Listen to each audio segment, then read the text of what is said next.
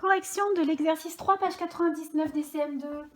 Alors, on a ici des situations qui sont des situations de proportionnalité. On nous le dit dès le départ. On nous dit reproduit et complète le tableau de ces situations de proportionnalité. Donc là, on ne vous demande pas de savoir si c'est proportionnel ou non. Dans tous les cas, vous ne pouvez pas savoir si c'est proportionnel ou non si vous n'avez pas tout le tableau qui est complété. Là, vous avez la première ligne qui vous est donnée. C'est la mesure du côté d'un carré en mètres. Donc, on a un carré. On nous donne la mesure en mètres d'un des côtés. La deuxième ligne, c'est le périmètre en mètres. Alors, on n'aurait presque même pas eu besoin de vous noter le résultat ici, puisque vous savez très bien que pour trouver le périmètre d'un carré, le périmètre, c'est 4 fois le côté. Donc ici, le coefficient de proportionnalité, c'est multiplié par 4. Donc on y va directement. 4 multiplié par 4, ça fait 16. 5 multiplié par 4, ça fait 20. 10 multiplié par 4, ça fait 40. Et 21 multiplié par 4, ça fait 84. Correction de l'exercice 3, page 99, la partie B. On nous a dit que c'était un tableau de proportionnalité. Donc, première ligne, le nombre de cartes. Deuxième ligne, le nombre de paquets. Donc, dans 2 paquets, j'ai 14 cartes. Pour passer d'une ligne à l'autre, je vais multiplier par 7 dans ce sens. Mais j'ai envie de le faire autrement, cet exercice. J'ai envie de passer d'une colonne à l'autre. Donc là, je sais que je vais multiplier par 2. 2 fois 2, ça fait 4. Donc 2 fois 14, 28. Pour passer de 4 à 12, je vais peut-être passer par là, comme j'ai envie. Je multiplie par 3. Donc ici, calcul de tête ou on le pose sur le cahier. Je multiplie par 3 également. 3 fois 8, 24. Je pose le 4, je retiens 2. 2 fois 2, 2 fois 3, 6, plus 2, 8, 84. Pour aller à 16, je vais partir de 4. 4 multiplié par 4 fait 16. 28 multiplié par 4.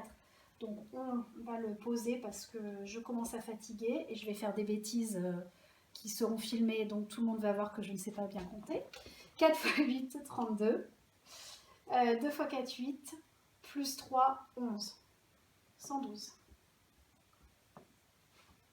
Et enfin pour 20, je peux partir de 2.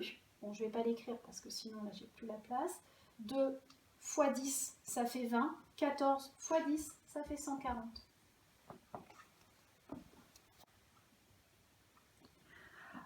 Alors pour cet exercice, je vous avais demandé de préparer le tableau, mais de ne pas le compléter.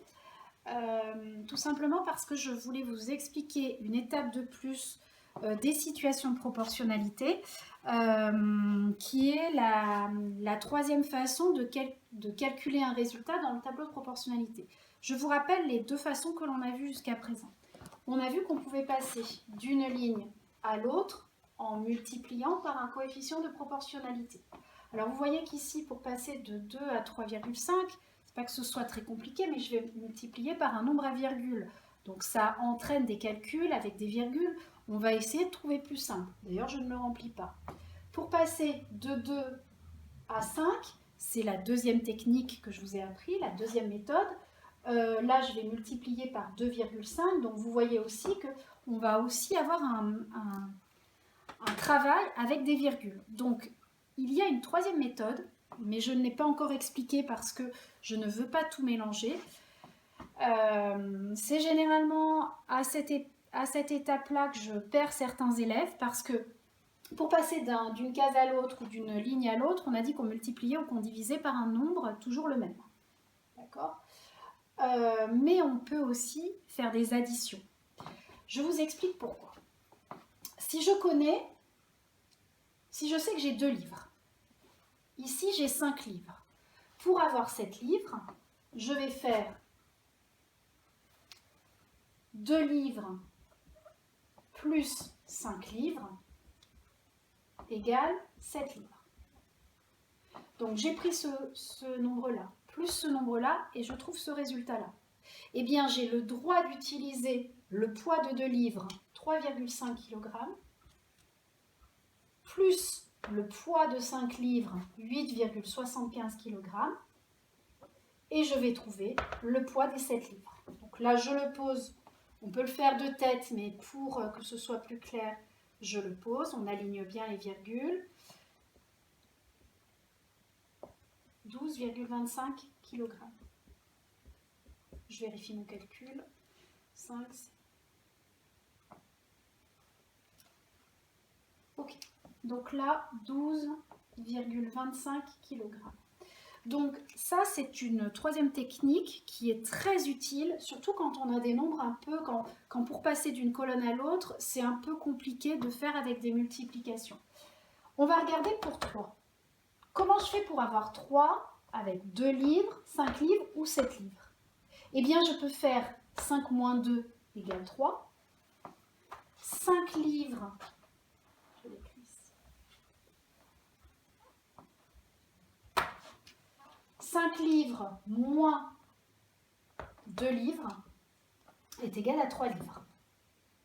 Donc, je vais prendre le poids de 5 livres, 8,75 kg, moins le poids de 2 livres, 3,5 kg, et je vais trouver le poids des 3 livres.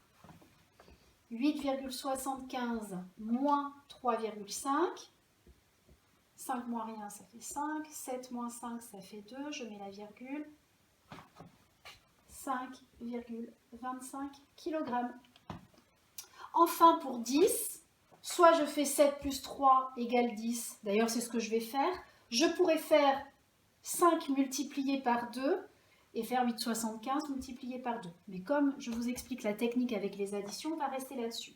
Donc pour avoir 10, je vais faire 7 livres plus 3 livres égale 10 livres. Donc je vais prendre le poids de 7 livres, 12,25 kg, plus le poids de 3 livres, 5,25 kg, et je trouve le résultat pour 10 livres. 12,25 plus 5,25, 5 plus 5, 10, 5, 2, ça fait 5, 7, 17,50. Voilà, donc ça c'est la troisième méthode. Donc on a vu les 3 méthodes, on va pouvoir du coup continuer à travailler sur la semaine prochaine avec ces 3 méthodes.